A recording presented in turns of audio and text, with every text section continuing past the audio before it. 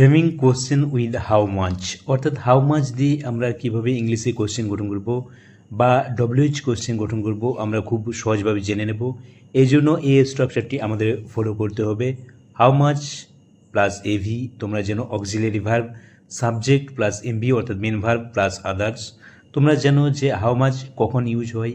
How much পরিমাণ বোঝাতে, অর্থাৎ কতটা পরিমাণ বা কতটা বেশি এরকম বোঝাতে হাউ মাচ আমরা ইউজ করি।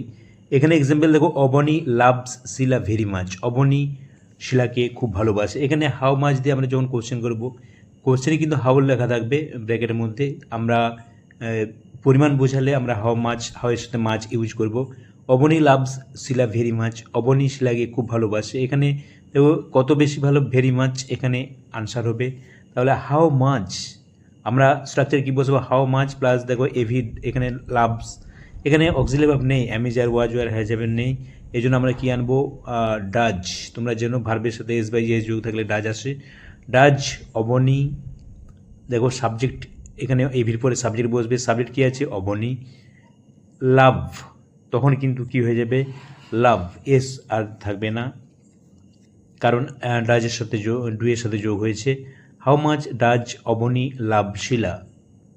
নেক্সট আরেকটি এক্সাম্পল দেখে নাও, I should pay you 30 rupees, আমি তোমাকে 30 রুপিজ 30 টাকা প্রদান করা দরকার বা করা উচিত। এখানে হাউ দিয়ে আমরা কীভাবে কোশ্চেন করবো দেখো, এখানে রুপিজ মানে কত টাকা, তাহলে হাউ মাচ কতটা আমাদের পে করতে হবে, 30 রুপিজ আনসার হবে।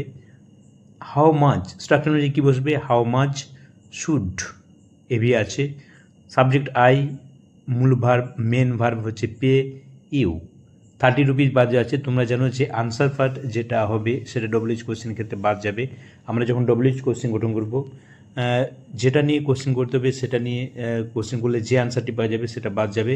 যেমন এখানে হাউ মাচ দিয়ে আমরা কোশ্চেন করছি, হাউ মাচ দিয়ে কোশ্চেন করলে যেটা আনসার হবে সেটা বাদ যাবে। যেমন ফার্স্ট কোশ্চেনে ভেরি মাচ আনসার হয়েছিল,